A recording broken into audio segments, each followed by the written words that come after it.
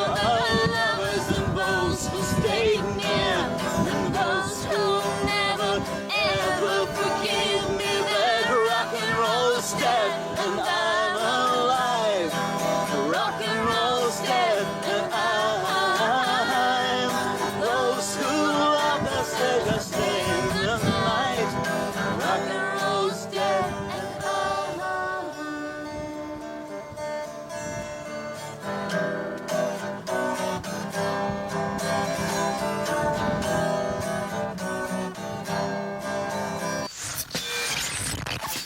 This program deals with devil worship and satanic beliefs. It contains explicit scenes and descriptions of violent crimes and rituals. Americans are asking, who attacked our country? You have declared a subliminal jihad against the United States. Can you tell us why? Everything pertaining to what's happening has never come to the surface. The world will never know the true facts of what occurred, my motives. And night fell on a different world. And Iblis is thinking, I should be getting this position, not Adam, and this guy is created from dirt. And how does the army feel about you being head of the Temple of Set? And the conspiracy theorists can say what they will, but I want you to give me power over Adam, and I want you to give me soldiers and minions and all of these things. The people have so much to gain and have such an ulterior motive for putting the position I'm in. Will never let the true facts, some of their words to the world. And I want you to be able to give me the ability to whisper into the hearts of mankind. And who was the grotto leader? Don't remember his name. You don't remember the name of a person who involved you in murder? Now these people are in very high positions, Yes. Yes. After this album came out, I guess Der Spiegel published. Which, by the way, she defines Der Spiegel. Like, who is this book for? Like Der Spiegel, a West German weekly news magazine. I mean, a lot of think about people in LA. I don't know. It's very, yeah, exactly. She does do that. I guess they did an article about it under the caption, American Girl Smuggles Out Russian Underground Rock and Roll. And then a Newsweek article popped out, and she was all over the West, but she was trying to get back to Russia and was worried that maybe, something bad would happen and they wouldn't let her back in because this is like her whole world now, basically. I know she came over the border with a bunch of equipment via Helsinki because people told her that, like, if you rent a car and drive over, they don't kind of ride you as hard.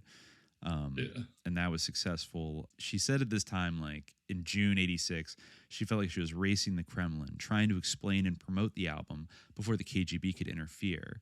And she thought if she could show the Russian government the positive reactions people were having in the West, they might be thrilled and embraced me. But then they denied her visa mysteriously for a while. At least some element of the government really did not want Joanna Stingray coming back in because they thought that she was sus, and they didn't like that she smuggled out a bunch of music. And there was also, I guess, an element of, there are a few currents going on, right?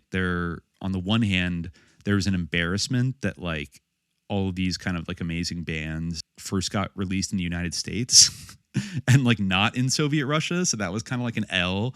Being and I think there might even be something to be said for that, but maybe that was a tactical error for the Soviets to keep this shit just repressed instead of being the ones to share it with the rest of the world and beating back against those stereotypes that Soviet art was ooh, not free, not wild, not interesting, and stuff like that. But also, I guess there was a power struggle going on at the time, within the KGB and within other sectors. There was a real debate over what to do with Western rock and roll music, because there were some people that thought that it was a Western plague that was sent basically to undermine Soviet culture.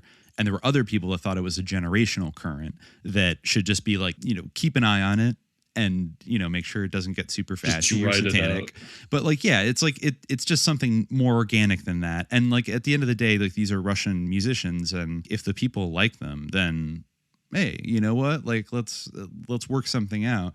So I guess she got caught in the middle of that because she was this American girl running around sort of illegally publishing this music without anybody's authorization.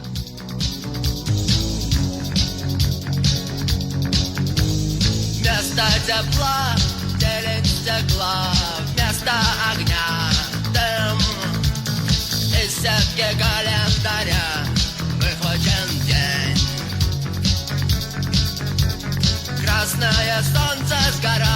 дотла, день догорает снегом. На пылающий город падает день. Перемен требуют наши сердца.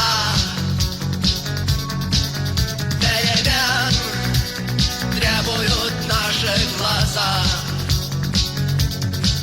В нашем смехе и в наших слезах и пульсации вен.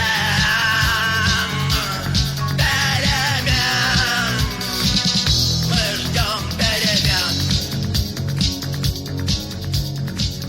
Some Russian told her, after the very strong and severe restrictions rock has had for years, it has quite suddenly been given a nearly complete go-ahead during the last several months. In no minor respect that was caused by the REDWAVE album, which was one of the very strong arguments for letting rock out of the underground. But there are people who are very nationalist and they're trying to preserve Russian culture, the Russian spirit, and for them everything which is coming here from the West is in itself decadent.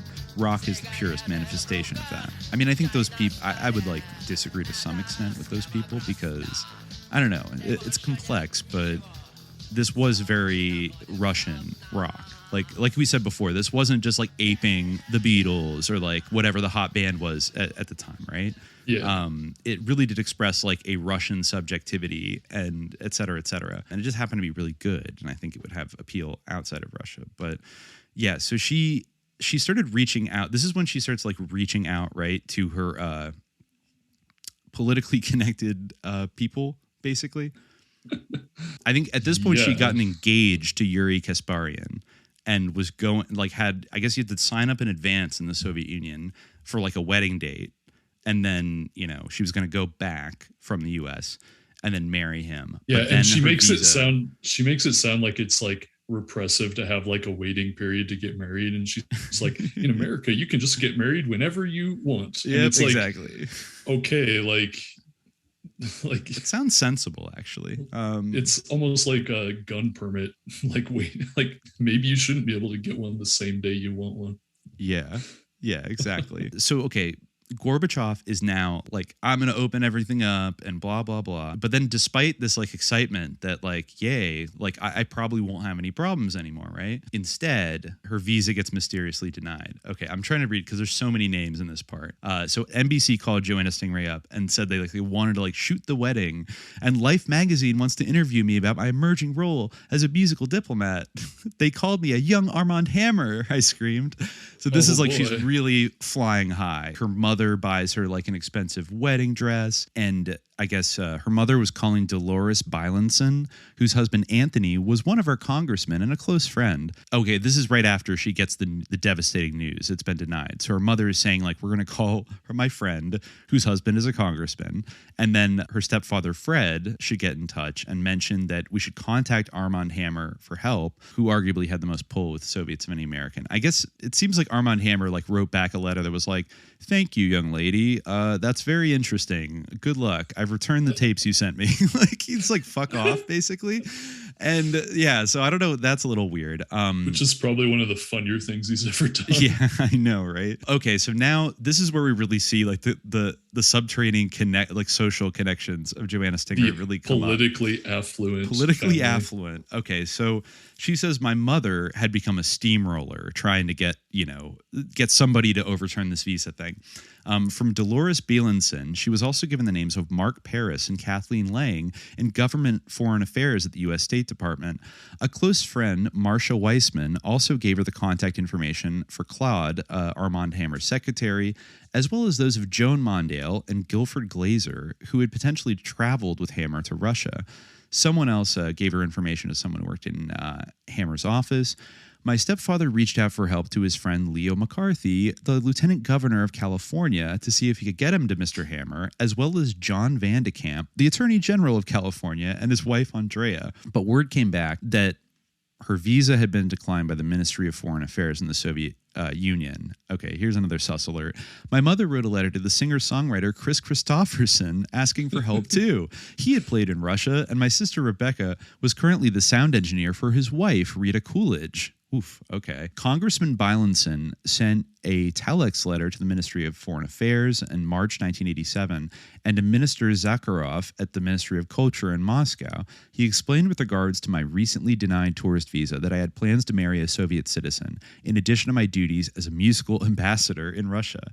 He urged those in Moscow to use their authority to grant me a visa, and even he, an American congressman, heard nothing back. So she was devastated by that. But then her stepfather, Fred Nicholas, was put into contact with Vladimir Posner, who promised to investigate the visa denial on his return to Russia after stopping through L.A. I just want to note here, because I had to look up the Wikipedia for Fred Nicholas. You know I did.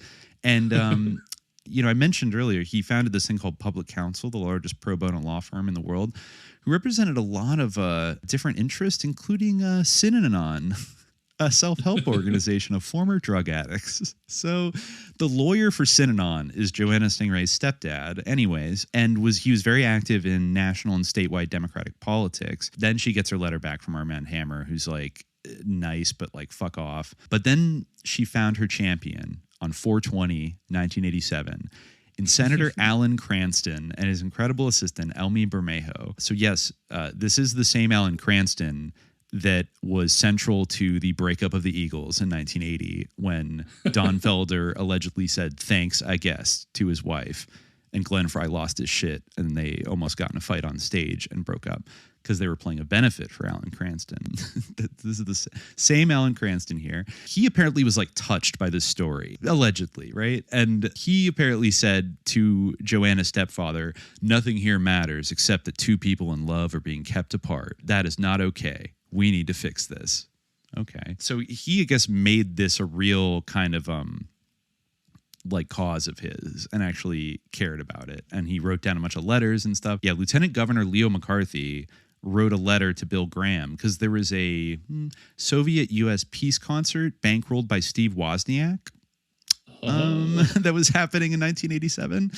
By the way, Leo McCarthy went to St. Ignatius High School, which is where the Getty children and Gavin Newsom went. It's probably the most elite Catholic prep school in San Francisco. And he also just so happened to serve in an Air Force intelligence unit at Strategic Air Command in his younger days. So like hanging out with Curtis LeMay and my great uncle Jack and all those great people, I guess. And bankrolled by Steve Wozniak, who, not to, bag on myself too hard, but as a Polish American, I'm guessing that maybe his feelings about communism were more on the negative side than the positive. If I had to hazard a guess. If I had to bet. And Bill Graham, also like huge promoter of like the San Francisco counterculture rock scene in the 60s. Big in, I think, promoting bands like Jefferson Airplane, The Grateful Dead, and so on and so forth. And he was the one organizing this great concert. And Joanna Stingray was going to perform there. But then she got the word, nope, niet, visa denied. So she wasn't able to go to the cool Bill Graham concert.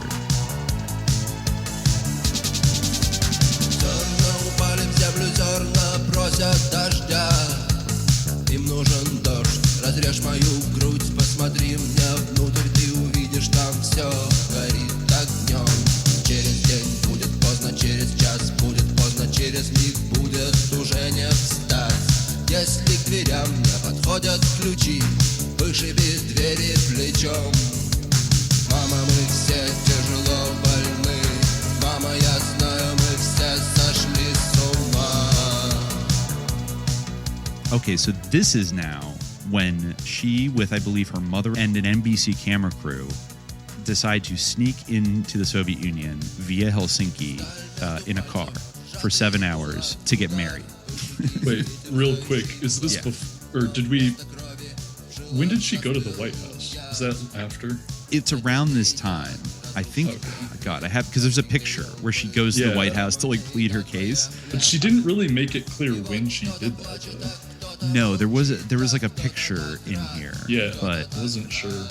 Yeah, and I think, she wrote a letter to send with the REDWAVE album to both Gorbachev and Reagan, explaining how she was working to establish a cultural bond between two countries by introducing Americans to the exciting music created by Russian rockers, and et cetera, et cetera. And then she did go to the White House. But then somebody in the Reagan administration was listening, apparently. So she goes in and goes out, but says that it was right around the time I snuck into Russia for 7 hours from Finland that, unbeknownst to any of us, U.S. Secretary of State George Shultz was discussing with Soviet Foreign Minister Edward Shevardnadze about an upcoming meeting between President Reagan and General Secretary Gorbachev.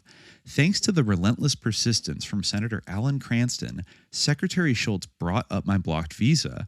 I'll never know exactly what he said, but whatever it was coupled perfectly with the fact that the Soviets more than likely had learned of my break-in and re-registration at the wedding palace. So, okay, like George Shultz says something, and then the Soviets, under this new, Gorbachev leadership, decide, okay, fine. Because I think she went in as Joanna Stingray this time. Stingray, by the way, was her code name on the phone for the REDWAVE album with Boris Grebenshikov. So, like, that, then she adopted it as her official, like, last name. And used a different identity and different passport to, like, go back in. Then she comes back and I think gets word that like her visa problems are over. And then one day she gets a phone call from an Englishman, from a representative of David Bowie, who says, basically he's heading out to LA and he wants to meet with you. So they met, they had like a lunch meeting, and David Bowie said, what you've done in Russia with the underground rock music is really something. What he wanted to do, he said, I want to buy the rights to your life story for $35,000. And he wanted to play Boris Grebenshikov in like a Hollywood production of like the Joanna Stingray story. But I guess everyone in her family, all these LA people, were telling her that's way too little money. You need to go to a studio and get like a better deal and blah, blah, blah. So she didn't take the David Bowie deal and regrets it to this day. He actually probably would have played like, it probably would have been a sus movie, but like he probably would have played, like if anybody in the West could kind of play Boris Grebenshikov and have that like aura of, and kind of looks like him, it'd probably be Bowie. And then she also mentions, whether it's true or not, that she did sell her rights to her life story and got like 10,000. Yeah, she did. So but she then didn't get as much money. She didn't get as much money, and then that company went bankrupt. And then later, a couple years later, Molly Ringwald hit her up and was like, "I want to play you and buy the life rights to your story." But then I think at that point, because she was blowing up in Russia and was like releasing albums with Melodia, she was like, psh, like, I'm not gonna. Oh, you know what it was? It's very silly in retrospect. Molly Ringwald was insisting that she wanted to sing all of Joanna Stingray's songs, and Joanna Stingray's like, absolutely not. Like that's bull. And it's like, you're not like, okay, you're not the worst singer in the world, but like you are kind of pitchy and like, I mean, having somebody else like re-record your songs is like really not like the worst thing in the world. But I guess from her perspective at the time was like, I'm a rock star, like no. And so she said no to Molly Ringwald. And so surprisingly, like this has never been made as like a movie. It's a wild story. But anyways, she was also hanging out at the time with Sasha Lipnitsky, another figure in the scene, who was the son of, or I believe the stepson of Viktor Tsoi, who was a Soviet intelligence officer who spent years in London and was the English interpreter for Khrushchev, Brezhnev, Gorbachev, and Kosygin. What's that, years in London? Yes. I thought you might appreciate that. And then, the big thing that happens is like the one person to come over here and actually make like a real record was Boris Grebenshikov in like the late 80s. And I know we watched his David Letterman appearance from like 1989, right? Mm-hmm. And he recorded an album with CBS Records, which was produced by Dave Stewart of the Eurythmics, which is kind of was like a ubiquitous producer in the 80s, but also like a deeply hated producer by some people. I remember listening to Ariel Pink go on like an Adderall fueled rant about him years ago, and how like Dave Stewart just like ruined music in the 80s by just like synthesizing and compressing like everything. And it was kind of a thing. Man, who's the sus producer today? He was like the Dr. Luke of his day. It was like everybody has to use him, but like, and yeah. I mean, it's good. It's like a well-produced album, but it's very slick and like late 80s, And Boris released this English language album called Radio Silence. Like, Russian music does not need to be slick. There's like Yes. a depth to it that I don't think slickness works well with. It really does, honestly. And, you know, I don't know, some people might disagree, but I feel like that applies to Kino as well. I love the gritty like production on like their first like 4 or 5 albums. And like the Grupa Krovi album was like their breakthrough in 1987, which it inaugurated Kinomania in the Soviet Union. And they became like the biggest rock stars. And it's like a great album. It is like very 80s and like highly produced because I think they were able to get like real equipment over from France and like West Germany and stuff like that.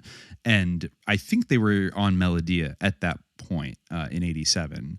And so they had access to like real like top equipment. But even like the sound of that, particularly their last 2 albums in like 89 and 90, it's like they really went in that direction of like, we need to sound more like slick. We need to sound more slick. And it's like, it loses a little bit of something that is like so raw and vital in like their early 80s underground kind of music. And definitely, like you see that in the movie Brat and Brat 2. Oh yeah. Where like, he's like dating a pop star at one point, the main character. And like, he's like a fan of Nautilus. Right, and Nautilus like, Pompilius, another figure in the scene, and then like it's just like the pop music of Russia in like the mid 90s is just like terrible garbage. It really is trash. Like it's trash and Euro and trash. That it's Euro trash. Like, you know, I think in Poland like they called it like turbo folk or something. Like I remember that being like a fad, but it was like and honestly, it's like I've noticed it around the world. Like musical production, maybe as like this digital technology and like neoliberalism kind of took hold in the 90s and 2000s. Like music just started sounding tackier almost everywhere, except like in like America and the UK, where everything was like so perfectly produced that it was just like overwhelmingly like those hits from the 90s still hit because like they're almost like designed to like crawl into your brain and like sound perfect. But in general, like this kind of and I feel like I don't know to what extent because it's like with Aquarium too. Aquarium's music, like the Radio Africa album from 1983 is like amazing and like really all over the place and like experimental sounding and raw and like cool. But then like you listen to like his popular stuff like in the 90s and the 2000s and it's just like this sounds like I don't get it because I'm not Russian. You know what I mean? Which is I feel like what people would assume listening to like 80s Soviet music would be like, but I connect immediately to that era of music because it's like I don't know, it's just alive. And this is like I think a lot of that is that like lame Dave Stewart-y overproduction that everyone grabbed onto because that felt like it kind of mirrors like the mind virus of capitalism that Joanna Stingray talks about in like 1990 of like, oh, to be as good as the West, like we have to, you know, use these like fancy instruments and shit like that. When actually what they were doing with like in this like MacGyver fashion was made some of the most unique and interesting fucking music that is like fantastic. So it's like what the jazz and blues guys had to do. They were sort of forced into musical innovation. And then the moment you have all the resources, your music sounds like shit. Yeah. And that's exactly what kind of happened. Basically, I mean, even Joanna Stingray's like bootlegs of like her singing on her Walkman with Boris Grebenshikov like sound interesting compared to like her 1990 album on Melodia, which is like she's doing Madonna basically. Yeah, she's basically doing like a kind of Madonna thing. Her videos are kind of funny if you want to check them out. They were on Russian TV all the time and stuff. Some of them are deranged. Yeah.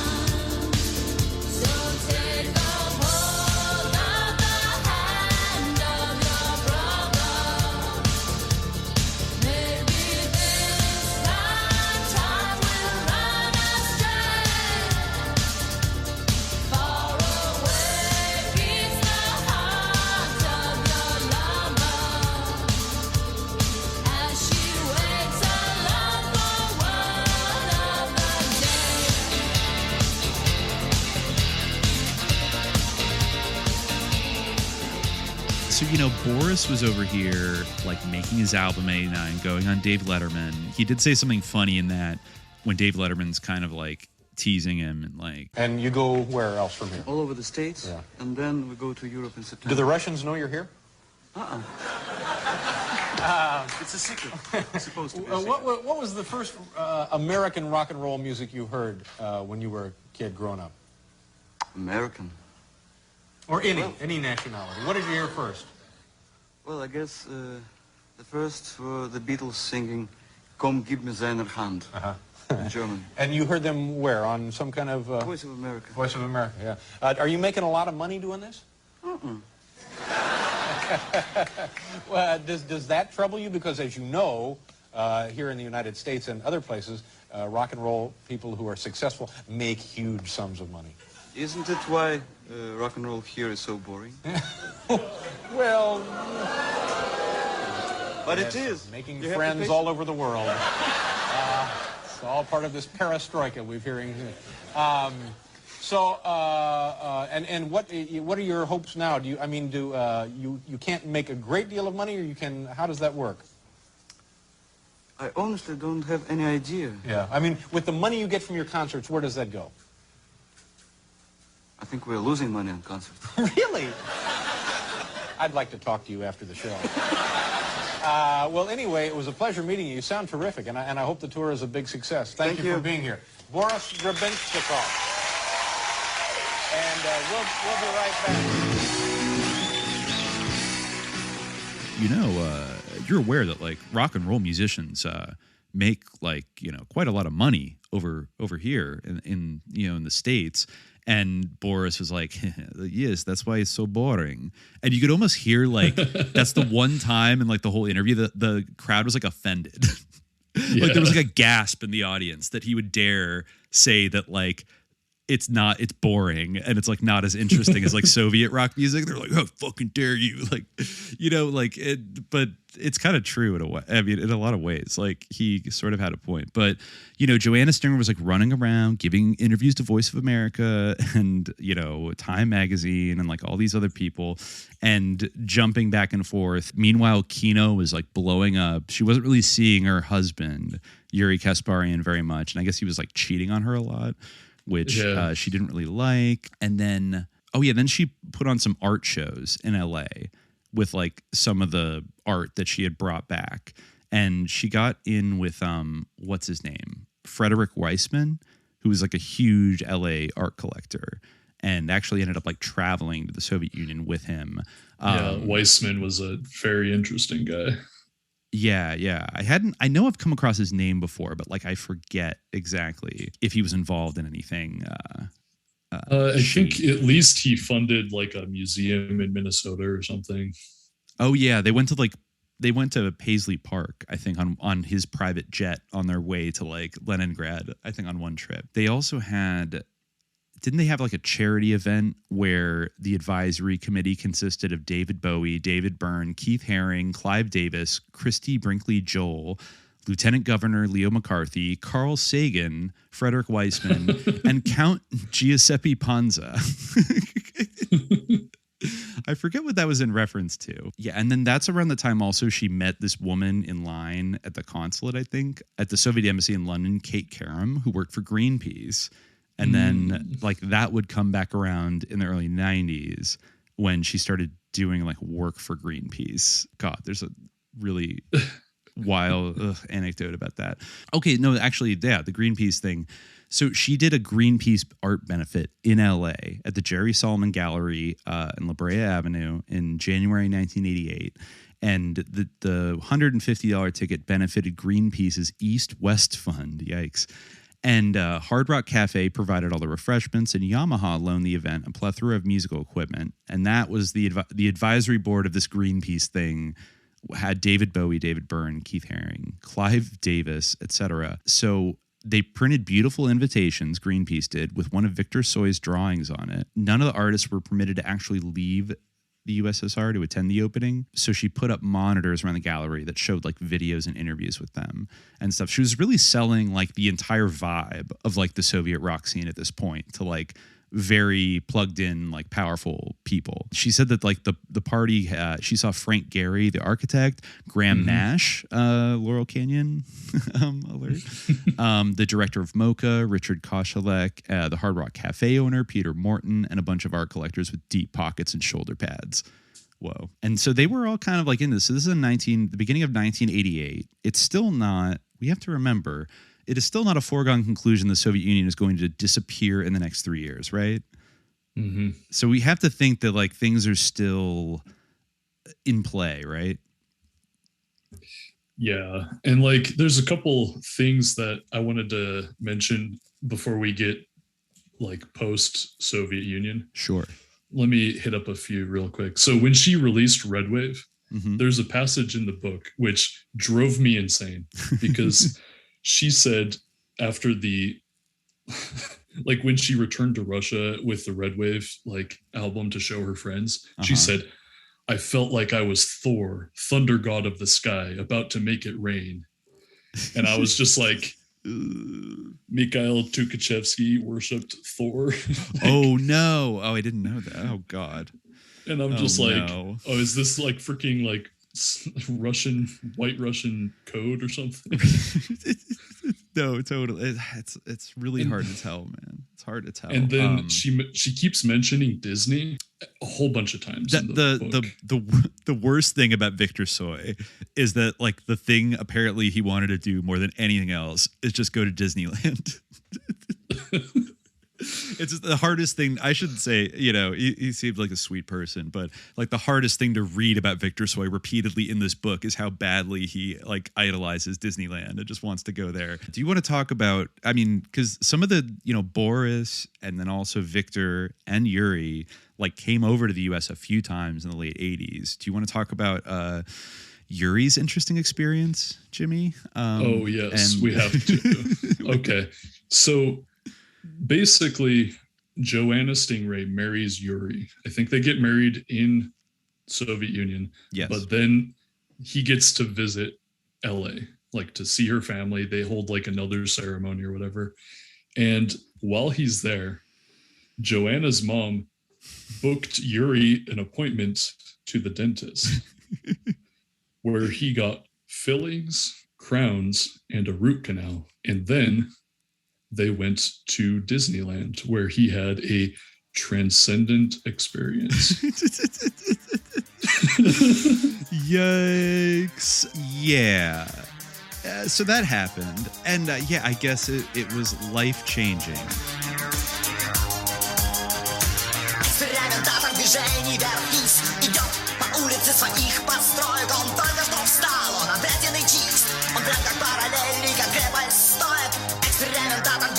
вверх-вниз смотрит в сторону выбранной цели. Он знает ответ, он предельно собран, он прокладывает путь для других поколений. Экспериментатор, экспериментатор, экспериментатор, экспериментатор. Экспериментатор движений вверх-вниз формирует новые модели сознания, он идеально. Yeah, I booked Yuri an appointment at the dentist tomorrow. She didn't even ask him.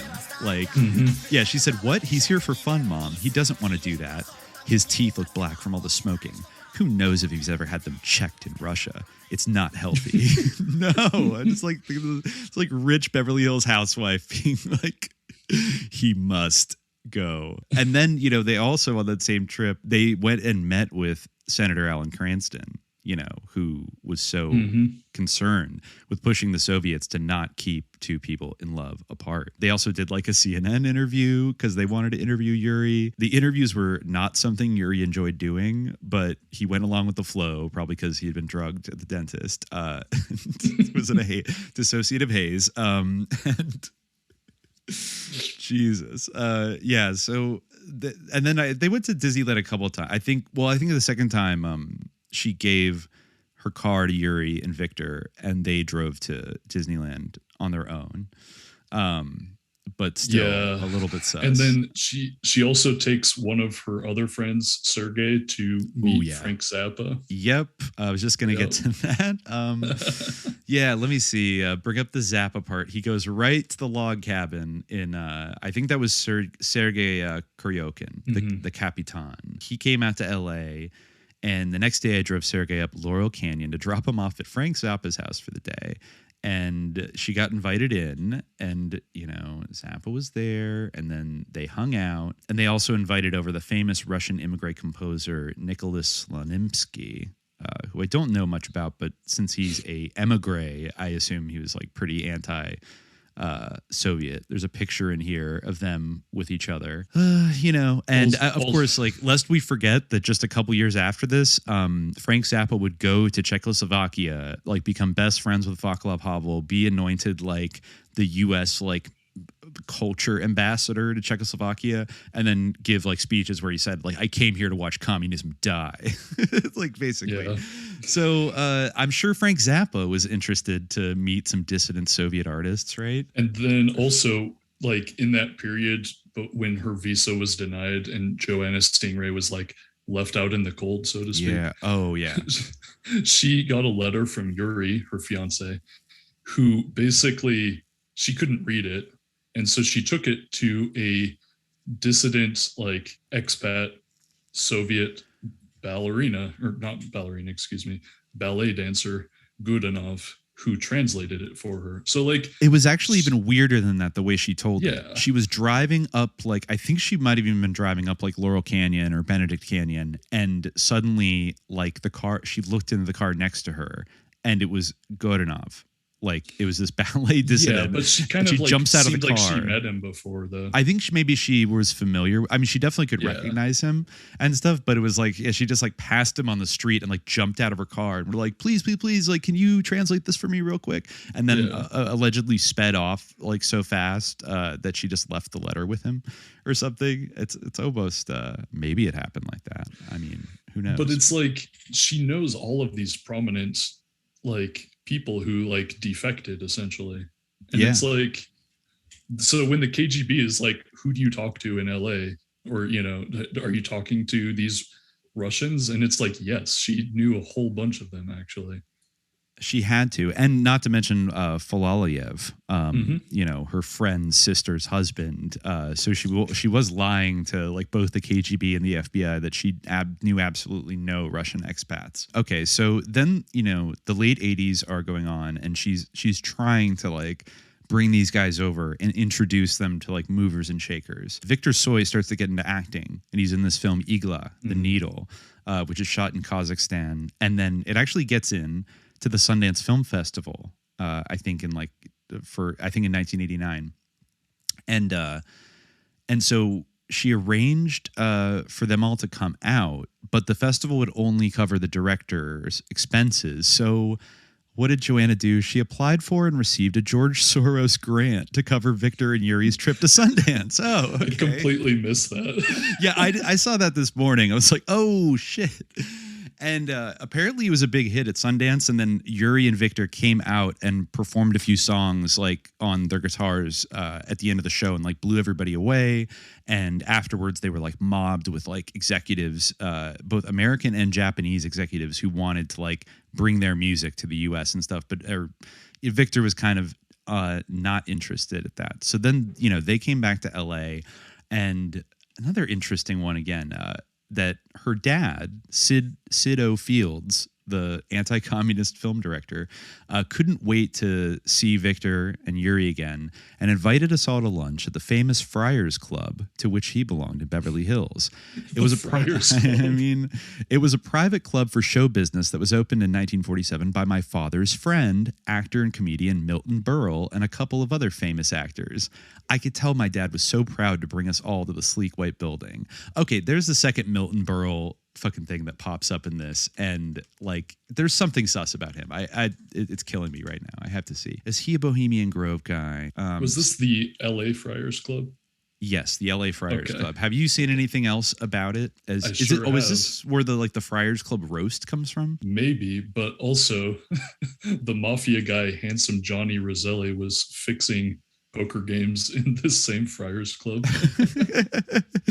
Oh shit. Okay, let's see right here. Just looking over, doing a little Wikipediaing. Yes, the Beverly Hills Friars Club. Milton Berle got together Bing Crosby, Eddie Cantor, Jimmy Tarrant, George Jessel, Ronald Reagan, and Robert Taylor. And in 1961, they moved into the building where they now are. Past members included Lucille Ball, Jack Benny, George Burns, Johnny Carson, Billy Crystal, Sammy Davis Jr., proud member of the Temple of Set, Judy Garland, Bob Hope, Susselert, Al Jolson, Jerry Lewis, Dean Martin, Sid Caesar, Stan Lee, the Marx Brothers, and Frank Sinatra, among many others. And yes, that is where the roasts come from. And yeah, from the summer of 1962 to 66, John Rosselli, Maurice Friedman, Manuel Jacobs, and others rigged high-stake gin rummy games at the Friars Club. Over that period, the conspirators earned an estimated $400,000 in profits, and 6 defendants were ultimately convicted. Wow.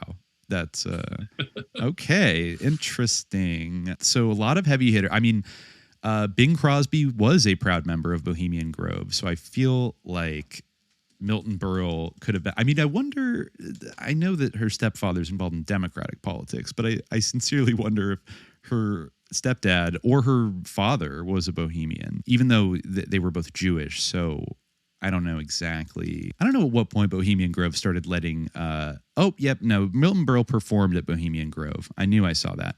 Yeah, I don't know if he was a full-time member, but he definitely performed there.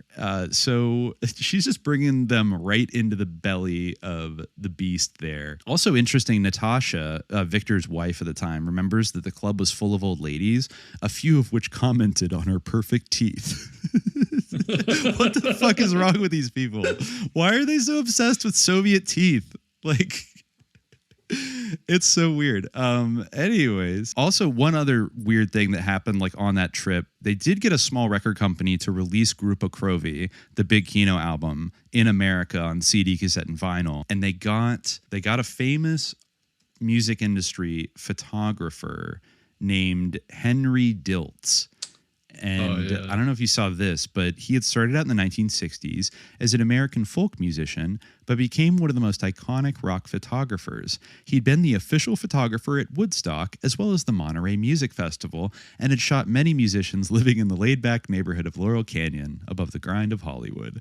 So you had like the Laurel Canyon fucking photographer there to like take some pictures of Viktor Tsoi and Yuri. So, things are just, going great. But in the meantime, I guess she's going in and out of the Soviet Union. The Cold War is kind of, grinding to some kind of end, blah, blah, blah. Also, when she met Bowie, I guess the second time, at least, did you pick up on which specific Bowie character she most resonated with? Oh, I believe it was the Thin White Duke, right? The Thin White Duke. Yeah. Not Ziggy. Not Ziggy. No, I think it was the Thin White Mr. West Berlin himself. Okay, cool. Yes, cool. I think that's what it was. She starts to get like she starts to go like touring around the Soviet Union, like as Joanna Stingray around the same time. Mm-hmm. And meanwhile, Kino is going around tours around like the Eastern Bloc and even going to France. I think that's where actually Viktor Tsoi had like a disappointing experience where he went to a French rock festival and expected people to be like open and like into it, but he felt like he got treated. He said like everyone was looking at us like we were a bunch of Matryoshka dolls bouncing around on stage, or expected us to be some kind of goofy Russian thing, and they like didn't know how to process us because we didn't sound like that. And he just felt like kind of that was the first wisp maybe that this exciting opening up with like the West maybe had some like not great aspects to it that were not going to be great for Russians, right?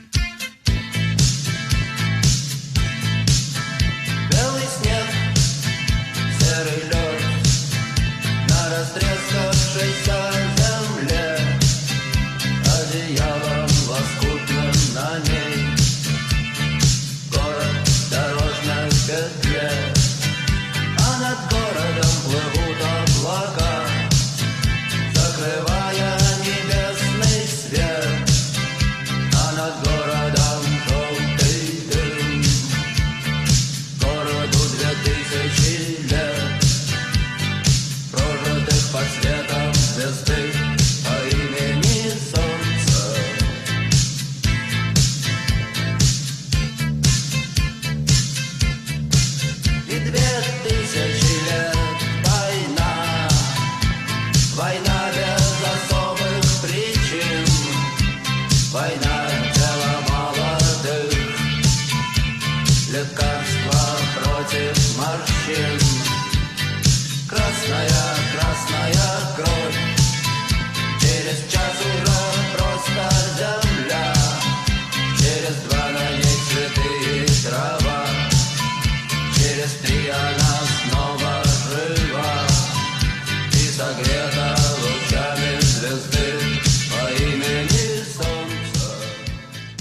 it's like, isn't there that like fake band, the Leningrad Cowboys? I've never heard of that.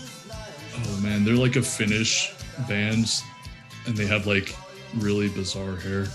Like, I feel like it's kind of like, what would you say? Maybe like demeaning towards Russians in some ways.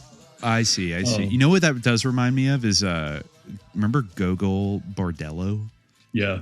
That was a band that was very much like, they sort of played up like a Russian minstrel show, like kind of thing, like very hyper folk, like indie shit. So I think there was a lot of prejudice. There's kind of like a lot of presumptions and prejudice, I think, about any kind of like music band that would come out of the USSR at that time. Like, it's just unfortunate. I feel like in this second half of the book, you really get like almost more of the killer instinct of Joanna Stingray, because like you can tell she's almost like sharpening her knives in some ways, because like there's this passage here where she's remarks about how like she would visit all of these houses of these Russian people, and she would be like, wow, these are first edition hardcover books. Oh yeah. Like, I know, isn't it amazing? Most Russians seem to have things like this, if you can believe it. And she said, she said, I knew they had no idea how valuable these old books would be in the West. Oh my God. You get a vibe like maybe she's casing the joint.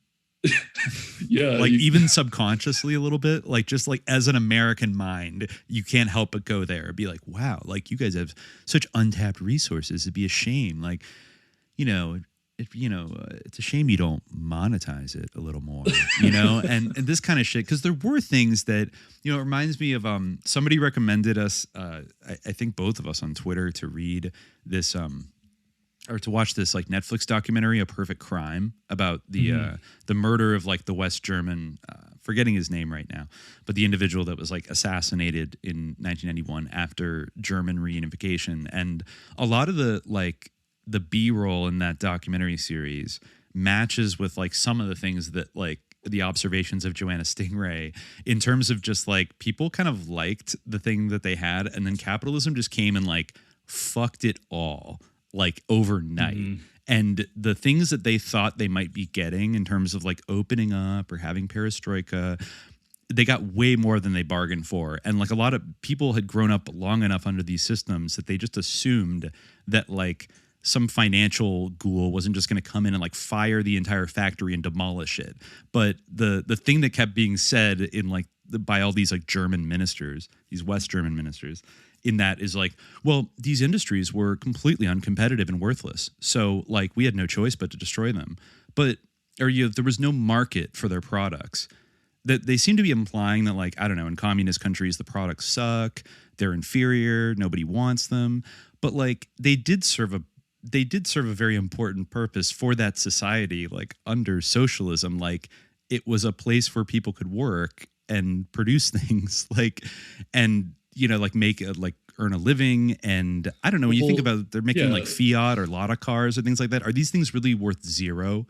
Like a car factory is worth nothing? Are you fucking kidding? That seems like some weird, like a Milton Friedman brain shit that. Well, and it's also like, you can't believe them in the first place, because like the British a couple hundred years ago completely demolished the Indian textile industry. And like they did it to prop up the British textile industry. And it's like, it's not that it wasn't profitable or anything. It's like, no, like they just wanted to rape Russia.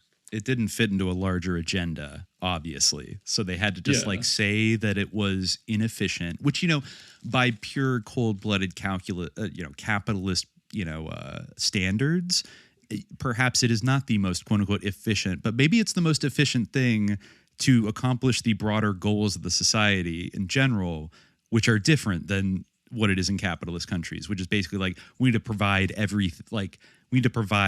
baseline of standard of living like for everybody, and everybody has to have a job. Even Boris Grebenshikov has to go be a night watchman once a week because like it was kind of like it was illegal if you weren't disabled or something like that. Like if you were an adult who's able-bodied, you had to have a job in these countries, but then you also had the security that came along with it. Joanna Stingray kind of noticed as she went back in like 1989 and 1990, there's kind of an amazing passage in here, I think, that we both noticed about. She noticed that suddenly when she came back in like 89 or 90, that one of the big things she noticed as she drove along, a change that came with the looser, glasnost regulations, was the littering. Russians seemed to be littering everywhere. I would watch cigarette butts fly out of open windows or gloved hands, trash stuffing the gutters and creating patterns on the sidewalks. Sometimes I would even see cars pull up to a red light, open their car door, lay a bunch of trash on the ground before driving off. And then she launches into like this like very positive recollection of the Crying Indian ad PSA that aired on TV in the 1970s, and what a deep emotional impact it had on her and her entire generation. Like, I'll spare you her describing the entire ad of like leading to. It goes on longer than you would think. Really, way longer than you would think. And it's so not that deep. It's not that deep, yeah. And she thought about that ad and how it had been on billboards and print ads as well as on TV, and remembered it had won awards and affected many, many people. And for her, it became the quintessential symbol of environmental idealism and inspired a movement towards cleaner living. It definitely was environmental idealism in the Leninist sense. I think so. So an energy efficient light bulb went off in her head. She needed to do a PSA for Russians to create awareness about the harm of littering. I had never seen or heard anything like this on Russian TV, but I wasn't deterred. I sat there in my room for hours, wheels turning in my head. So eventually she got like all these band members to like go and do this like funny kind of PSA like music video ad, like where all the cool rockers were like, yo, like don't litter. And it like was played on TV all the time. But just to stop right there, isn't it funny that in the first years when she was going to the Soviet Union, there was no litter anywhere. And then like what changed between like 1986 and like 1990? Like I'm trying to think. Like, no, seriously, like when I was writing my notes for this, I was like, okay, maybe I should just join Black Hammer, because I'm like thinking like she's a Becky, she's a colonizer, she's a freaking monster. Because like she literally says that, like, yeah, right here. It's like my ad, like my commercial made everyone nicer, politer, and more civilized. And it's just like, fuck off. Like, you really think that people didn't know to not litter? And then what is she possibly thinking? Like, she's so close to kind of getting that like the introduction of capitalism was the direct cause of like everything bad that started happening in Russia, but she's kind of like ontologically unable to like accept that in a certain type of way. I mean, I guess because she was one of these cowboy Americans that was there through the collapse of the Soviet Union. And as bad as it was, she was noticing opportunities kind of everywhere, even as she was a little bit like, ooh, about it, right? She is so deranged. Like, she said, gone were the days of red and yellow. Green was the new color. And she got way more into Greenpeace at this time. Yeah. She hit up the friend that she had met in line at the Soviet consulate and started, saying, I want to do this and that with you. I mean, she also like describes like the cultural vibe shifting, and like in the summer of 1991, the last summer of the Soviet Union, when she got back, glasnost was gone, and suddenly capitalism was the new agenda.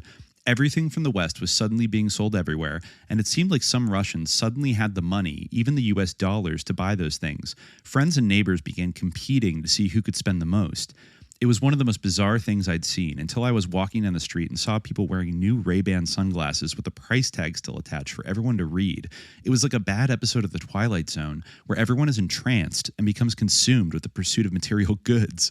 As guys passed me on the sidewalk, they would flip open one side of the jacket to show the designer label. This cultural phenomenon began incentivizing people to get money at whatever cost. I, like most people in Moscow, depended on open markets for fresh fruits and vegetables that were brought up from the southern parts of the country. I started hearing crazy rumors that unripe tomatoes were being injected with urine to make them red. I had no idea what to make of it. Russia had become the Wild West. There were stories that Westerners were being beat up for their belongings, and allegedly one guy got hit in the back of his head with a baseball bat just so someone could steal his New York cap. I suddenly realized with a shock that as much as I had complained over the years about being followed by the KGB, they had been like my own private security guards. No one would even think about touching me if they knew I was being watched. Without them, all Western foreigners in the Soviet Union were left to the hungry wolves.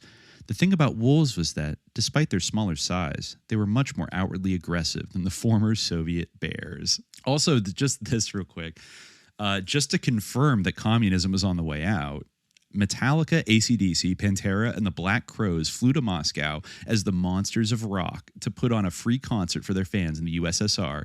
It was sponsored by Time Warner, who, by the way, like as we've, I know Colin and I have laid out in our like Eagles episode, etc., like are actually the product of like Henry Luce's like Blue Blood company and like a mafia company that had taken over Time, like Warner Communications in the 70s.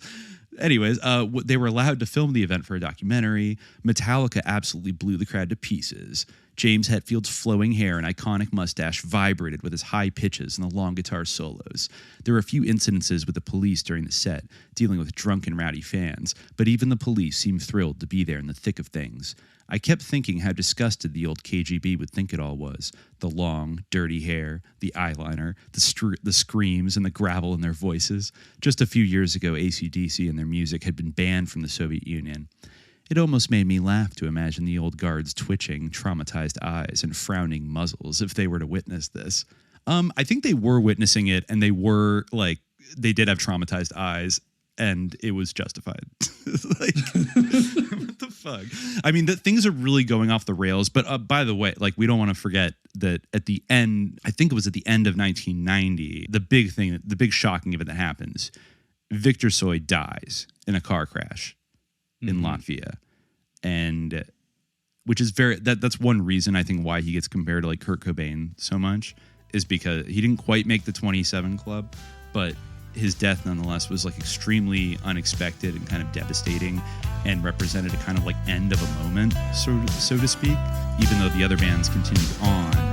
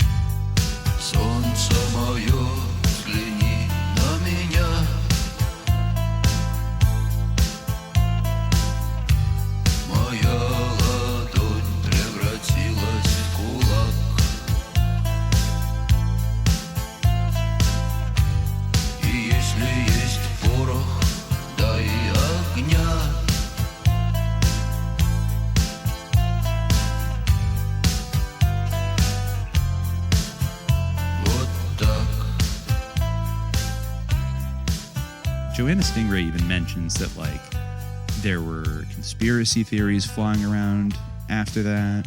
There still are to this day, just as there are ones that like Viktor Tsoi was like a CIA asset. There are ones that like the KGB murdered him because like they were so freaked out at that point in 1990 that the Soviet Union was going to break up, and they kind of fingered Tsoi as like a potential, foreign actor that blah, blah, blah. I mean, I don't even know. Like when you say the KGB in 1990, it also, it gets very complicated because like which faction of the KGB at that point, right? Yeah. Like, no, because there were hardliners, there were reformers, there were a bunch of people who were like getting fully compromised by like other like intelligence agencies at the this proverbial point. Project Hammer, the rumored Project Hammer, in which like all the gold in the Soviet treasury was like stolen and like moved to Switzerland or something. And like certain KGB agents were corrupted. I mean, it's hard. I would be inclined to think that it would be like the more conservative types that were like anti-Gorbachev that would have not been traitors. But at the same time, like they might have already been making their preparations to like get out of Dodge or go underground by 1990 because they saw where it was going. That's the thing. It's like traitor to who? Like at a certain point, everyone and no one's a traitor.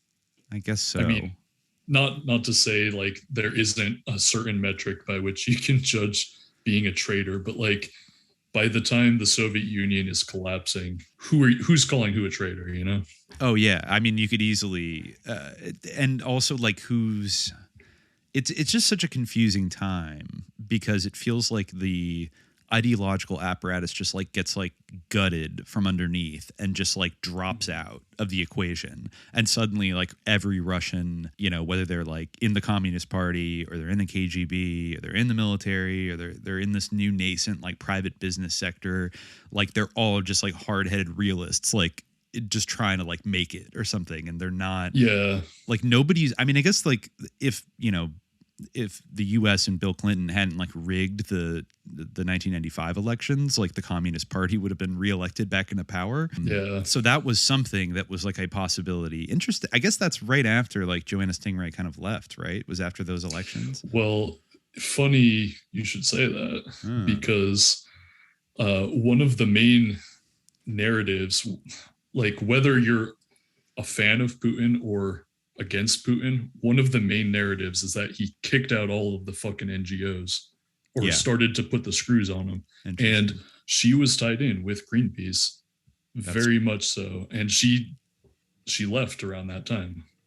Interesting. I mean, that would kind of line up. That would kind of line up because I just didn't comb as closely through like the final, like the actual post-Soviet, you know, kind of like 92 to like 95. I mean, she did mention, like I said earlier, that she watched the Soviet flag be lowered. The very next line is like, the mafia wants to meet with me. And like one of her former bodyguards is like, yes, I'm in mafia now. You need to give us some money of the record profit you make. And she was like, what are you talking about? And he's like, yeah, well, you pay TV network to play your videos, right? So like, we need some of that money.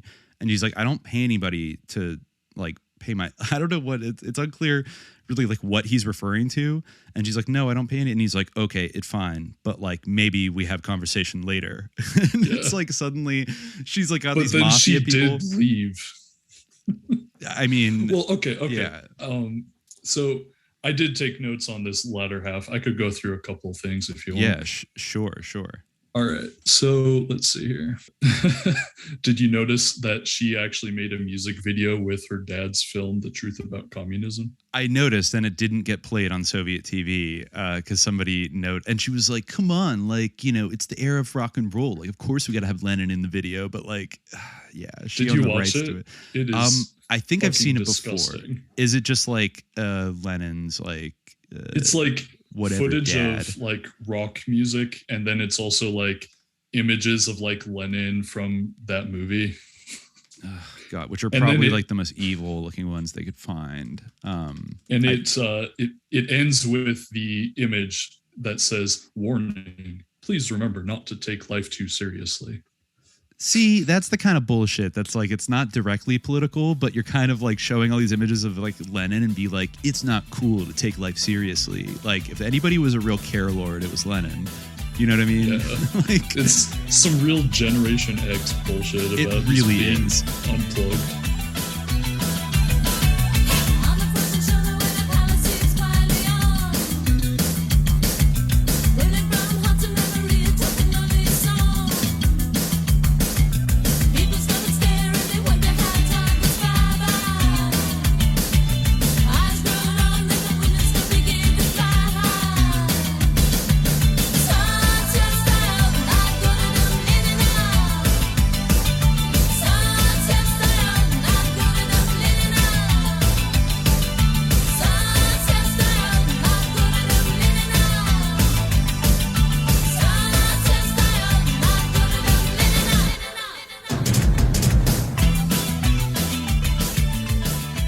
I mean, honestly, like, you know, what was the Nirvana album called? Nevermind. Like, released like 3 months before the collapse of the Soviet Union. Like, all that shit we fought about for the last 50 years, never mind. You know, like, that's the ultimate Gen X vibe of just like, I don't even care. Nothing means anything. But who did that serve in the 90s, right? Like the nothing, history didn't mean anything, and also we're at the end of it. Like that really served the Western interests, I would say. And then there was that anecdote that she told, because it clearly bothered her to this day, that like at one point she got yelled at in an airport. She was with some guy, I forget if it was Sergei or someone else, but basically some Russian in an airport was shouting at them saying, "You're discrediting the Soviet people in front of the Americans." Oh yeah, her friend was shit-faced. And her Russian friend was like, or I guess it was kind of her boyfriend at the time, like got really drunk on the flight and was like stumbling through JFK. And another like Soviet citizen was like, get a hold of yourself. Like, you're disgracing yourself, like as a Soviet citizen in front of all these Westerners, like, stop it. And I guess, that was just, I guess that was so, what a square, right? I mean, I just feel bad for all these old babushkas. You think it's like not that long of a time of like that lady was yelling, like, if all of you lie on the grass, like there's not going to be any grass left for anybody. Fast forward a few years and a little, glasnost and perestroika, there's literally no grass because it's covered in trash because nobody gives a fuck anymore. That's the thing. The social vibe was kind of annihilated. The babushkas that she's referring to all probably died a decade early because of the falling life expectancy. And then the guy that she got the gold Beatles record for, that was probably fucking stolen or sold for food. Like, oh yeah, absolutely. Like whatever, all those priceless possessions that she noticed that almost seemed like more special because of how like these people didn't look at them as like commodities, as just like, oh yeah, I have a first edition of that book. I have that, like, this has sentimental value to me. So I never need to sell it because I don't live in that type of society. Everybody had to sell kind of everything in the 90s in like a really fucked up way. So I think that, I mean, God, I'm looking through like the last chapters now and it's just all about like the cool music videos she made. And I'm like, I know. There was so much horrible shit happening. Like this is the period where like people were just gunning each other down in the streets. Yep. And like, she's like having the time of her life making music videos.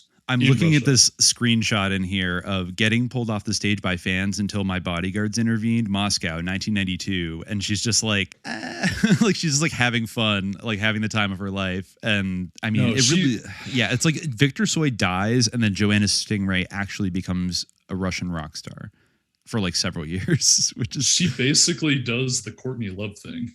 She did. I mean, she does a whole basically like, and she even had like one of her sort of hits was Tsoi Song, which she had like written with him.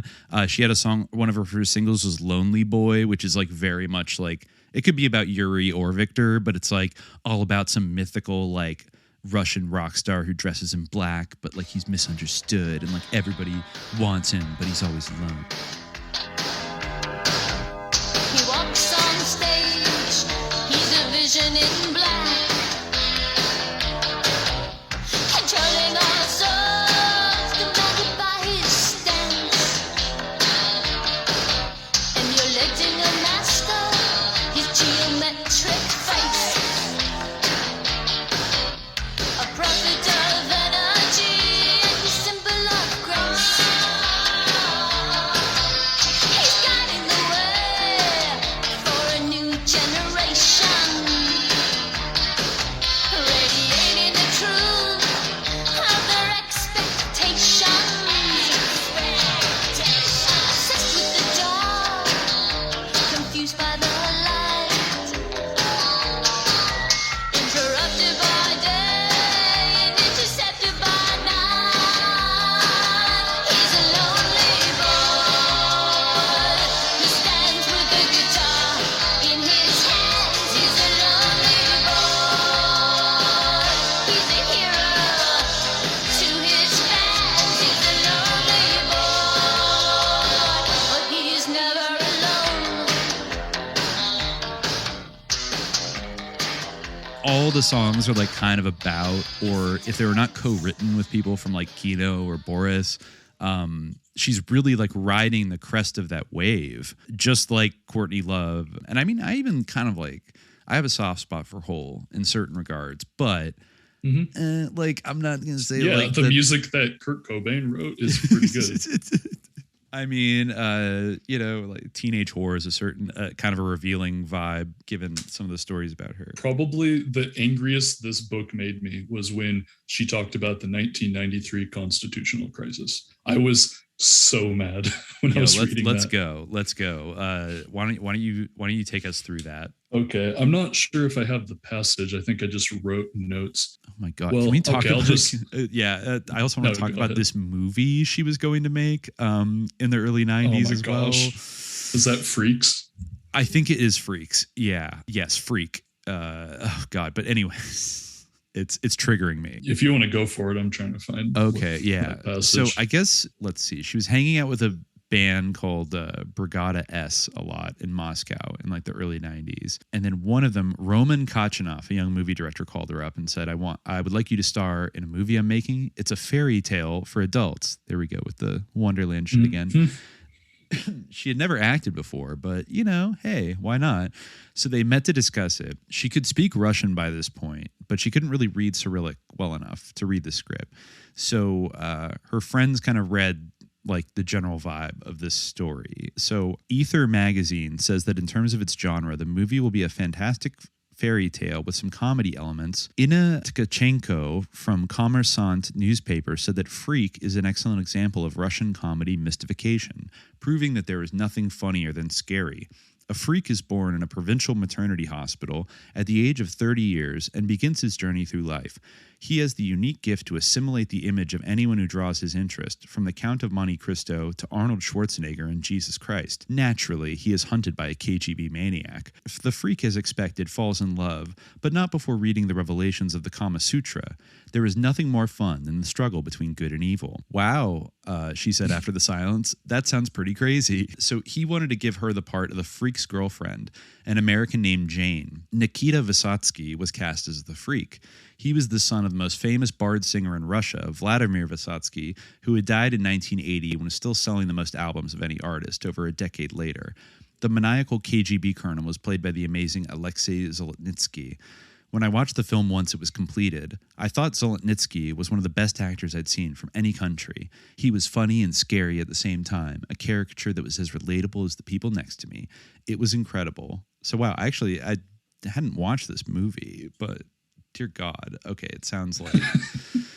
Okay, like, during a scene at the bar, the freak transformed into Arnold Schwarzenegger and had to carry me down some steps, blah, blah, blah. And so maybe it is brilliant postmodern comedy. And they're just having fun. Now they get to make fun of the KGB all they want. Isn't it great? And the entire economy is collapsing. So it's just, I love freedom. And of course, the Kama Sutra. I also want to mention that, like, in the late 80s, I think at one of Sergei Kuryokhin's concerts, he had a bunch of Hare Krishnas there. This is in like 87, 88. Yeah, I caught that. And I remember finding an article years ago from like the New York Times where like the Soviets had expelled all the Hare Krishnas in like 83 for calling them a CIA mind control cult. And let them right back in. Yeah, exactly. And I also noticed, like, in later years, I know Boris Grebenshikov had a lot of interesting spiritual interests, like some kind of like Russian Orthodox, but he also, I noticed that like he adopted like a Tibetan Buddhist name and he became like obsessed with like Tibet and like free Tibet shit in the 90s. Oh yeah, Purushottama Boris Grebenshikov at the Aspiration Ground in New York in 2018. Well, yeah, when you get into that CIA funding, it's really seductive. You just want to stay in those projects. Yeah, I guess he's affiliated with something called the Sri Chinmoy Center, which Sri Chinmoy is a God-realized or enlightened spiritual master. We meditate and practice spiritual life according to his philosophy. Blah, blah, blah. Wow. Okay. So he got involved in like a New Agey, sort of Hindu kind of Hare Krishna adjacent cult that has strong links to the United States. So, you know. I'm looking at this picture right now. It's like all these women in traditional Hindi dress, and they are, I shit you not, 1, 2, 3, 4, 5, 6, 7, 8, 9, 10, 11, 12, 13, 12 out of 13 are white women. So, I mean, I don't know. I'll have to look into this another day. But Stingray talks about one of the Pop Mechanics concerts where they had Krishnas and gypsies, and they were doing stage stuff with like Orthodox priests and like S&M shit. Didn't they have like Lenin getting like crucified or something like that? They had some weird shit. I think that might have been like Rock Around the Kremlin too, where the vibes were so fucked. The vibes were so fucked. So there's 2 documentaries called Rock Around the Kremlin. One was like British and French journalists in 85. Pretty interesting. I can't find a version anymore. It's not overdubbed in like French, I think. Which sucks because some of the people are speaking English, but like it gets dubbed over. But then like in, I think 88, another movie that called itself Rock Around the Kremlin 2 came out, but it was from like a totally different director. And the vibes are, like you said, extremely fucked. Because it's just like, at this point, it's very much like, blah, like destroy the Soviet Union, like Satan, like, and everyone just has such a fucking bad, like antisocial attitude. And you just see where it's going. And it's like, oh, no, there's shit. a performance where like on stage, someone's getting fake crucified and like Soviet, like people dressed up as Soviet soldiers are marching around crucifying the guy, and it's just like, okay, so rock is being instrumentalized to undermine the state at this point fully. Yes, like it definitely went, I think it kicked into like overdrive. It kind of required, I think, like perestroika and glasnost to like actually reach that kind of stage of liftoff where it could be actively disruptive to like Soviet society. Like it was somewhat being contained, but I don't know if they would have been able to roll it out like ready to go if it hadn't been for like the groundwork that was laid by people like Joanna Stingray. Even if somebody was just passively surveilling her and getting access to some of the stuff that she was like bringing back with her, they would be able to figure out, okay, these guys are the people that we should try to like help out or bring into our orbit, like invite Boris to more embassy parties. Like, you know what I mean? Yeah. Send in some Hare Krishnas. So did you want to read that other thing? Yes, I found it. Cool. So for people who might not remember the end of the Soviet Union, there was the 1991, and then there was the constitutional crisis in 1993. Mm-hmm. In 1991, correct me if I'm wrong, that is where the Soviet Union officially ended. On Christmas Day, yes, 1991. Mm-hmm. Yeah. And I think only a couple people died. I say only, but like it was relatively peaceful. And then in 1993, correct me if I'm wrong, but I think the Supreme Soviet, I think, tried to, which was like a democratic organ, but had some residual elements of like people that didn't want to get rid of socialism at all. Yeah. Tried to kind of rally themselves to push back against Yeltsin's like shock therapy bullshit. And Yeltsin responded by literally, like, it's so funny to think about like tankies. He literally rolled a bunch of tanks down to the Supreme Soviet parliament and shelled the building for hours. Yeah, while it was filled with a full coalition of various like elements, like different, like left and right. Mm-hmm. Yeah. And we're talking like not just shelling the building. We're talking like there were actually death squads out there, snipers shooting people. We're talking like literally the low end is like several hundred people dead, and the high end would be several thousand. I mean, yeah, really it's disputed, brutal. But it's implied heavily that it was higher death toll than the official number. Mm-hmm. And so she says, suddenly an unexpected constitutional crisis started to unfold at the Russian White House, which is the Duma, I believe. Demonstrators ended up removing police cordons around the parliament and taking over the mayor's office. They also tried to storm the Ostankino radio and television tower. But on October 4th, the army descended in tanks on the Supreme Soviet building. By Yeltsin's orders, they shelled the White House and arrested the leaders of the resistance. The 10-day conflict became the deadliest single event of street fighting in Moscow's history since the Russian Revolution, which every aspect of that is like just bothers me so much. Like, how dare they remove the police cordons and like, oh, have to bring up the revolution. She continues. She says, this tragedy was incredibly powerful, not just because of political repercussions, but because it made me realize how distorted news reported on events.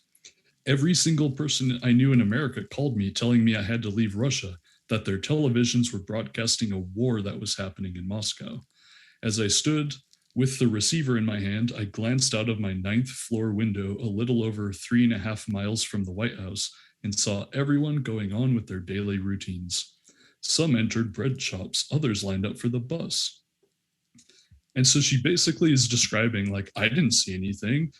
This wasn't a big deal. Oh, wow. But it's just like, okay. Literally like 400 fucking people died. Like, shut the fuck up, Joanna. She seemed very fond of pointing out all the bread lines people had to wait in during the Soviet era, but I guess is equally fond of pointing out that people didn't have to wait in bread lines. I don't know, just like, ugh, that's not a good look. I didn't see it, therefore it didn't happen. Did she say anything else about Yeltsin, positive or negative? Man. Let me see. She thanked Gorbachev in the end of the book. I don't know if you saw that. She's a big Gorby fan. She still like really vibes with like his vision. Yeah, she only mentions Yeltsin in the context of the quote I just read. That's true. That's the only mention of Boris Yeltsin the entire time. And I think you must be too unpopular. Meanwhile, this was also, it's like worth mentioning. I think this was first published in Russian, this book, and then it was republished in English like a year later. But, you know, at the time, I guess she was too busy. This is actually kind of this is a galling paragraph. Back home, I turned on CNN to see hours of footage of the demonstrators fighting in front of the White House and tanks shelling everything. It looked so real and oppressive that I kept glancing out of my window to check if anything had changed, but everything looked completely normal. From then on, I understood how press focus on crises to get more views and attention. I decided to dedicate the rest of my career to playing a kind of media antagonist, only producing content that was inspiring and unfeigned. Whoa, okay. John Krasinski. What's that? What's that? What's his name? John Krasinski. Yeah, like that's what he does. I mean, that's an interesting thing to write, that like her main takeaway of like the Russian constitutional crisis and all the massacres. Yeah, she was actually participating at a concert during these events and they were just having a great time, smiling and unconcerned. But like the lesson she learned from that was how to use crises to get more views and attention. And now I was going to dedicate the rest of my career to being a media antagonist. And so as a result, she started expanding her show, I guess, REDWAVE Presents, to include the concerts of Western bands. I would license these concerts from the US and England and broadcast them along with the advertising I'd acquired. I aired some of the most important bands in the music world: Depeche Mode, Pink Floyd, Dire Straits, Bob Marley, Genesis, Kiss, Roxy Music, Diana Ross, David Bowie and the Tin Machine, Willie Nelson, Frank Zappa, of course, Lou Reed, Seal, David Byrne, Morrissey, and even a 6-part episode of Woodstock. Oy. Then she released her 4th album. But I mean, so I guess she was really she was involved in those Wild West years, just like making money, having a TV show, bringing in all these Western bands. Телевизор, я пишу тебе письмо про то, что больше не могу смотреть на дерьмо, про то, что больше нет сил, про то, что я почти запил, но не забыл тебя, про то, что телефон звонил, хотел, чтобы я встал, оделся и пошел, а точнее побежал, но только я его послал, сказал, что болен и устал, и эту ночь не спал.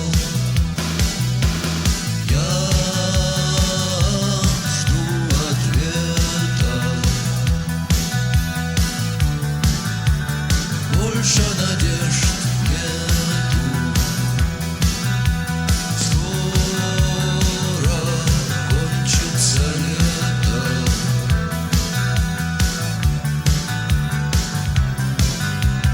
Это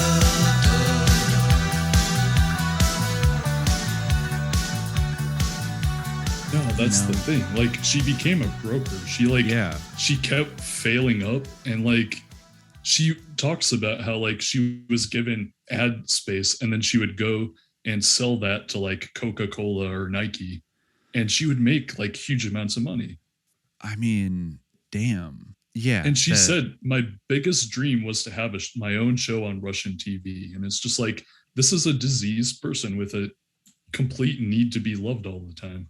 Yeah, this is really. I see what you mean when you told me at the very beginning. I don't know that it was going to be a struggle to stay totally objective, because it really is this last part here. I'm just flipping through it, and it's all about like the money moves she made and how great they are, and like how she became kind of this like representative of like Western liberal culture colonization, basically. She started doing anti-nuclear stuff with Greenpeace in England, like. There's this quote. I cannot believe the gall that she would say this. She said she was doing a protest with Greenpeace in Moscow about some nuclear thing in England. And she gave a quote to the Moscow Guardian saying, having lived in Moscow during pre-glasnost days, the concept of freedom of speech is especially important to me. And it's just like, bitch, literally everyone in the country lived in Moscow. Everyone lived in pre-glasnost days. What are you talking about? Yeah. Why is your opinion specifically more like, what are you talking about? It seems like it's just so easy to fall into the dominant currents of like this entire apparatus like descending upon this country. God, I mean, yeah, she's talking about all these like rich fundraisers that she held at like the homes of Hollywood actors and blah blah blah. Did you get the Michael Jackson connection? Oh God, no! Wait, oh God. Okay, what happened? Her dermatologist was Dr. Arnold Klein, who was Michael Jackson's doctor. Really? I am not certain, but I think he might be the doctor who like made Michael Jackson look like that. Really? Oh my God! Who like dyed his skin? Yeah, and things like that. Oh wow! And so she leveraged her connection with him to talk to Michael Jackson to like have him sign off on some Beatles song for some Greenpeace thing. She like talks about it in detail, but it's not a very interesting story, except that she seems to know everyone and is constantly turning like social capital into real capital, back into social capital. And then one other thing too is that like in the story of the rise of Putin, so to speak, one of the big incidents was the disputes over Channel 1. Oh, yeah. I just saw this. Yeah.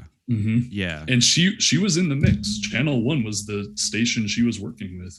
And she wasn't like probably by any means the most important player in that story. But like when the Kremlin reasserted control over Channel 1, I think that's one of the reasons why she kind of got like, I wouldn't say kicked out of the country, but like I think maybe her TV deals kind of fell through. Yeah, I'm reading that. She didn't say, but this is a real this paragraph sums up a lot about this moment. Yeah, on March 2nd, 1995, Channel 1 was turned off for 24 hours. I had heard it was because they had realized they were losing millions of dollars to producers who controlled their advertising.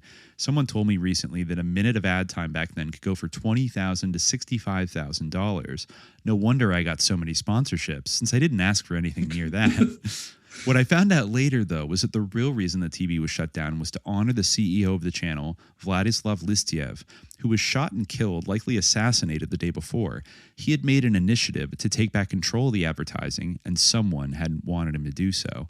Days later, the channel was reorganized, and after a number of incarnations, came back as the government-controlled Channel 1. So, yeah, I mean, that sounds like shady TV CEO gets into a dispute, gets assassinated, a bunch of weird things happen, and suddenly like the government ends up taking control of it. So yeah, and it's like far be it from me to be like, oh, Putin good, but like somebody's got to put their foot down at some point, right? The thing is, they had already stolen this TV station, and so like for the government to basically steal it back is like not the worst crime in the world. You know what I'm saying? Yeah, no, I absolutely. If these ex-KGB guys did it, like, hey, you know what? Maybe they had to. I did notice that, she, for her next album around that time, she's gloating about how she got her best album review ever from the Moscow Tribune. And it mentions that she was recording with Bob Seger, parentheses, Night Moves, and Shakespeare's sister. I'm sorry, Bob Seger sucks ass. Ooh, okay. All right. The ghost of Glenn Fry is mad at you right now. But I didn't know this. The review says, I predict a great future for her Demons Dancing track. Oh boy. So yeah, I guess that does seem to be kind of like about the time that she decided to pack it up and go home, was around the time that like that TV station got sort of re-expropriated. Yeah, so there's that, and they were putting the screws on the foreign NGOs, and of course she was tied up with both of those things. And then around that same time, she's like, okay, well, it's time for me to have a baby, and I need to raise it in the US. Because Russia's too unsafe because of the consequences of my actions. Yeah, Madison Alexander Stingray, who I guess co-wrote this book, I think. Maybe that's why there are memes in it.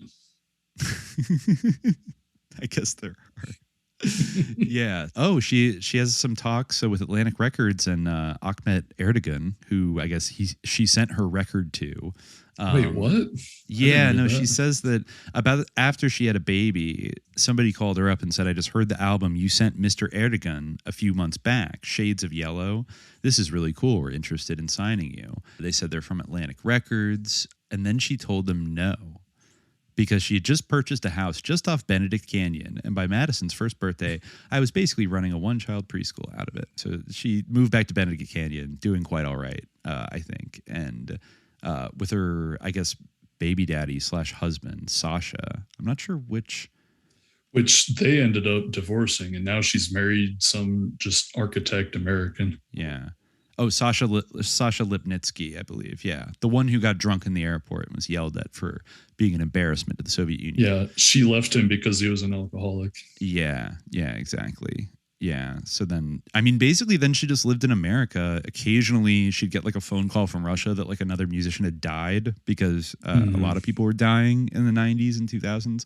Or, you know, some Russian news crew would call her up to hear stories about, you know, these like glory days and stuff. But yeah, I mean, then it was like, that was it. Putin kind of got control somewhat over the country, and Joanna Stingray just like ended up, I don't know, just chilling, being like an LA mom, like basically.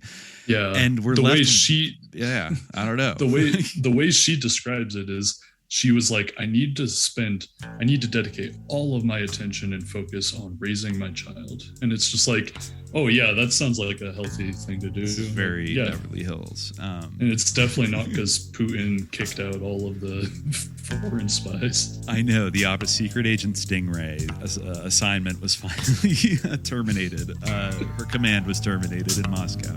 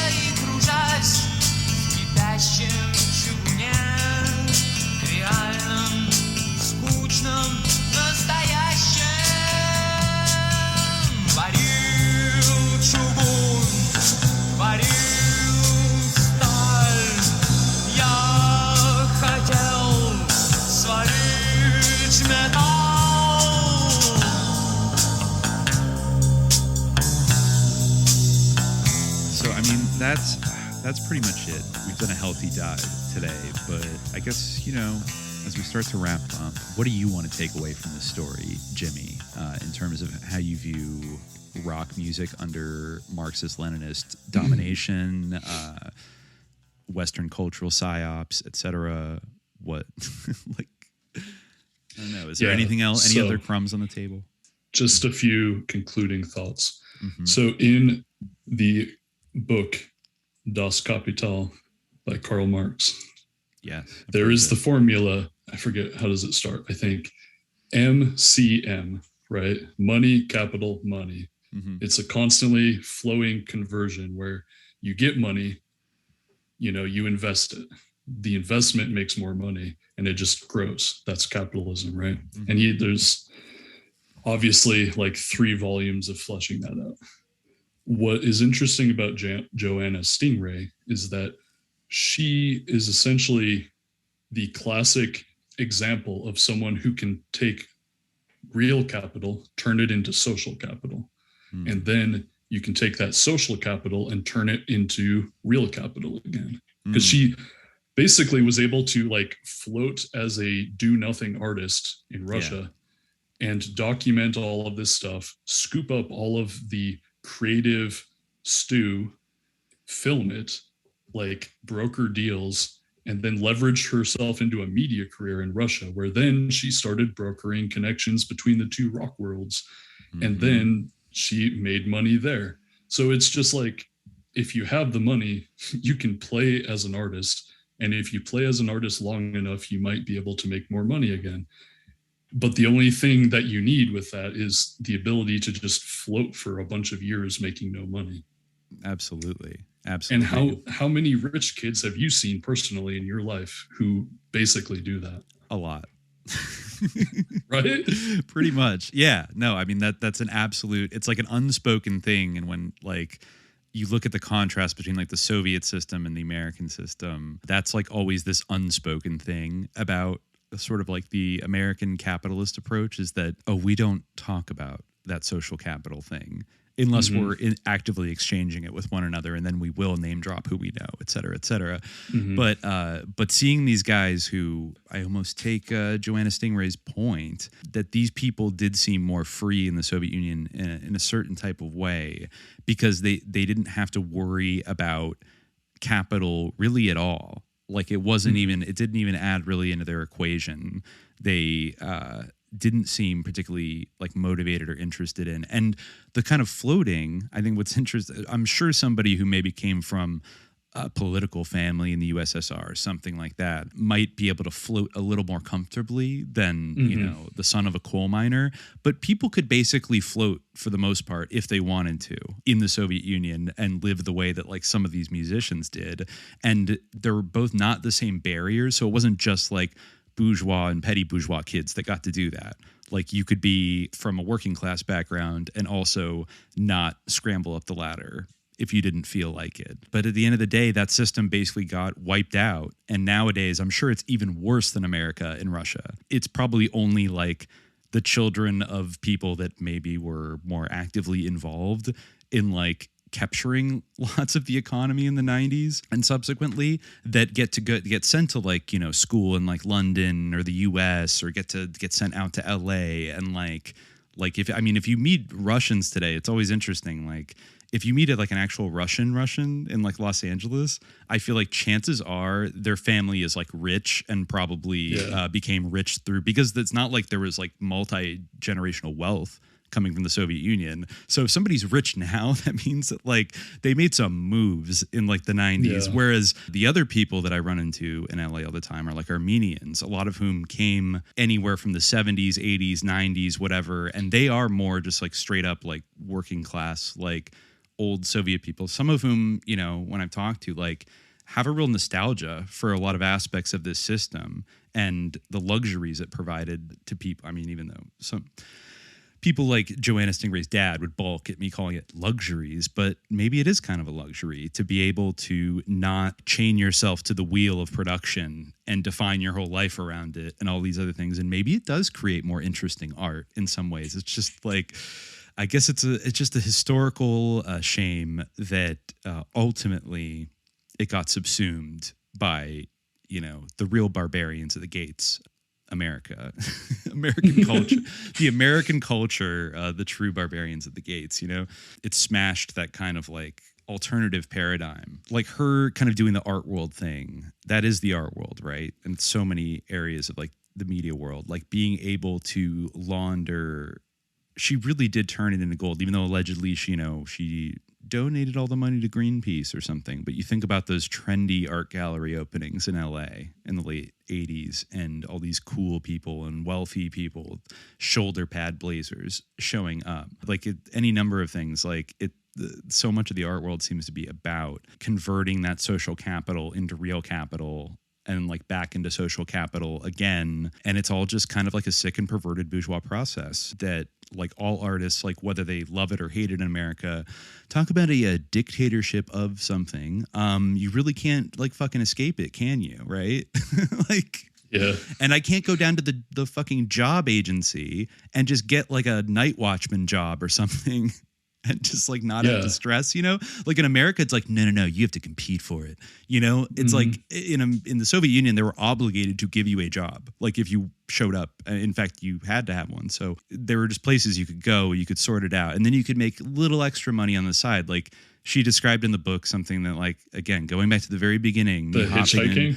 Hopping in some random guy's car, which like Russians explained to me, that's just how we do it here. And she described it as like the original version of Uber basically was like normal people using their cars. And she said you would just stick your arm out, you'd pick somebody up, and there was just kind of a generally agreed upon sense that like you'd pay them a nominal amount for driving you X amount of distance. And like and it was loose, it wasn't like mediated by some like satanic like surveillance tech company that was funded by Saudi Arabia, driving down people's wages and shit.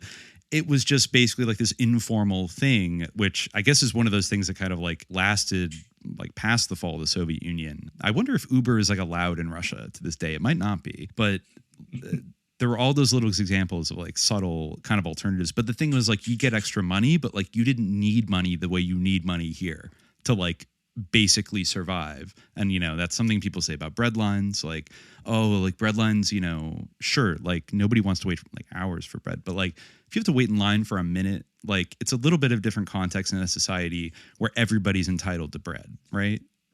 Yeah. Like, I mean, I would rather everyone have bread. Yeah. Land and bread, you know what I'm saying? Like, no, I mean, that's the thing. Like, I know just enough about like the Russian rap scene to know that it's literally only rich asshole kids, like whose parents were like, making moves in like the 90s. At the very least, they can say they are gangsters, though. I mean, a certain type of way. But yeah, I mean, that's the world that's taken over. Certainly that took over in the 90s, but it was enough. I mean, eventually Putin clawed some of it back, but it was enough to destroy the entire like Eurasian Soviet communist bloc, which I think is a world historical tragedy that the world has not recovered from since. And, allowed like the destruction of Yugoslavia, which allowed the destruction of all kinds of other countries around the world, and like the domination by this like sickening mind war culture that we have, which I mean. Absolutely. And like, just to wrap up really, I mean, I think that Joanna Stingray makes Pussy Riot make sense. Oh, yeah. Yeah. No, absolutely. Right. And she actually, because, I sent you this RT video where she was interviewed a couple years ago by RT, and they brought up Pussy Riot because they were like, oh, like, you kind of seem like blah, blah, blah. And what's interesting, or she's like, the bands you covered kind of seem like similar to Pussy Riot. And maybe she was saying this because she was on RT and they were bringing it up in the context of like Belarus. But she basically was like, She kind of distanced herself and kind of like dissed Pussy Riot a little bit. But maybe that's like, maybe she doesn't want to admit the continuities between her and Pussy Riot. She was like, look, like Pussy Riot was like expressly political. Like they went into like the cathedral and sang this like song about Putin and did this like very deliberate thing to like be provocative and get arrested and blah, blah, blah. And whereas like these musicians kind of like were more like beatniks that wanted to do their own thing, and their lyrics really weren't like overtly exoterically political or intended that way, and they were like artists. They were really just artists, you know. But I think maybe she's trying to like have it a little bit both ways there. It's and when her meal ticket conflicts with like her agency ticket. Well, yeah, exactly, because you don't want to be saying she has to walk a fine line discussing some of these things with like modern Russian audiences, because she doesn't want to get uninvited, like banned from RT, or at the same time like doesn't want to make it sound like she was a CIA agent, part of Redacted program to Redacted. Maybe one day we'll figure out what that was, but I did mention to you before that like Steve Pachenik, the former, I guess, confessed orchestrator of the murder of Aldo Moro, CIA State Department operative, former frequent guest on InfoWars, one of the first promoters of like Pizzagate and QAnon. Yeah, really spooky motherfucker. I remember on some like InfoWars segment years ago, he kind of went on this, or maybe it was on like his YouTube channel. He went on this whole like confident monologue about how in the 80s, like we used rock and roll as a psychological operation to undermine the Soviet Union, and it worked. And like just was like saying some shit like that, and it's always stuck in the back of my head because he is a spooky motherfucker. He like co-wrote like weird books with like Tom Clancy and shit. He's the type of guy that maybe would do a psyop, but I don't know. Is he referring to Joanna Stingray? Is he referring to just like seeding in Western rock music, like, you know, kind of later on, like popularizing like Metallica and like Slayer and shit like that? That Scorpion song. Yes, exactly. The Scorpion song, Winds of Change, which I guess like I never listened to that podcast that was about it. It sounded a little bit limited, hangouty. Not that good. Yeah. Yeah. But again, yeah, things like that, which were also happening in like East Germany, you know, getting like David Hasselhoff to like sing like rising above like the Berlin Wall, like all kinds of shit like that was going on. And I think we do good to be vigilant about it because they do be using these tools as weapons. They have been, and they definitely continue to.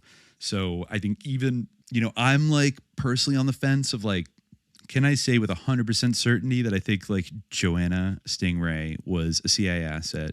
No, I can't. But there's a certain threshold of susness that has been exceeded, which puts it in the category of like, there was something going on here. I think it has to do with Redacted program. And I think like one day maybe we'll shed some more light on what that is. But I don't know. Yeah. What's your verdict? Assets at a minimum. Agents, maybe, but I've taken the Fyodorov bill. I believe him. I don't know if I can sign off on Kino itself being written by the CIA, but can you still listen to Viktor Tsoi? You know, even with that, it's a hard thing to give up. You know, just like a lot of people don't want to hear about Frank Zappa. They don't want to hear about, you know, Jim Morrison or like, you know, Paul McCartney living with a hypnotist. Like, you know what I mean? But I mean, we can always still appreciate Vladimir Vysotsky. Yes, he's pretty dope. Like, it's not just Kino, it's not just Aquarium. There's also the Russian chanson, the bards, a lot of the prison folk music. Like, there's a whole world of Russian music out there that I would also encourage people to check out. Absolutely. Maybe we'll have to have a chat about that one day, because I know you've become more the expert on that side of Russian music, which is also very interesting, right? At least a fan, but yeah, for sure. Yeah. All right. Well, I think we've dug around here. Probably going to put a lot of music in this episode. So it'll be like 7 hours long. But you should, though. It's really fucking good. Maybe I'll split it into two. I might even have to split it into two eps so I can just maximize the music. Yeah, because there's too fucking much. But thanks for going on the long distance ride today, Jimmy. Thank you. It's much appreciated. I'm sure we'll have you back on soon at some point. But until next time, dear listeners, Sludgy za собой.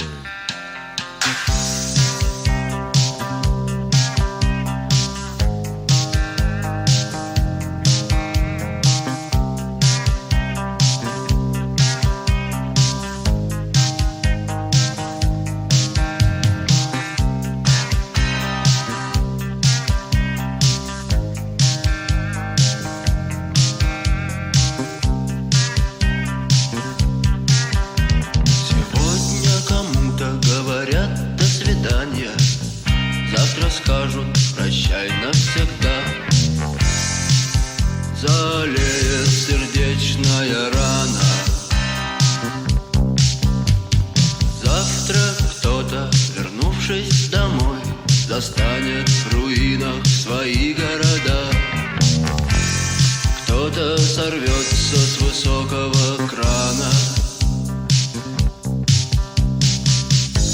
Следи за собой, будь осторожен.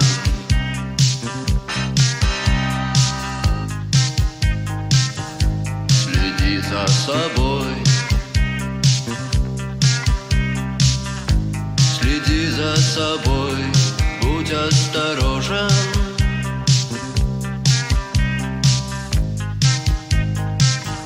Следи за собой.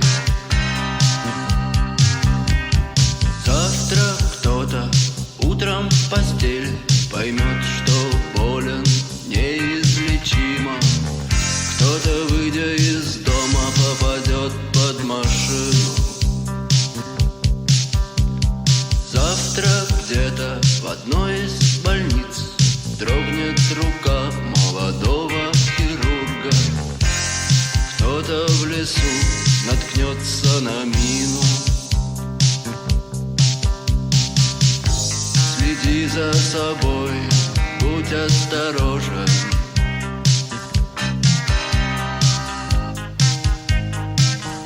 Следи за собой. Следи за собой, будь осторожен.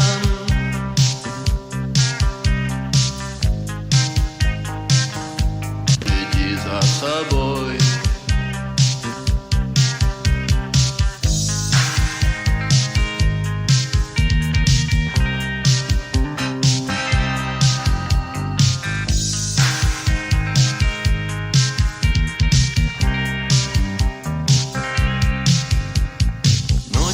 Над нами пролетел самолет. Завтра он упадет в океан. Погибнут все пассажиры. Завтра где-то, кто знает где, война, эпидемия, снежный буран. Космоса черные дыры. Следи за собой.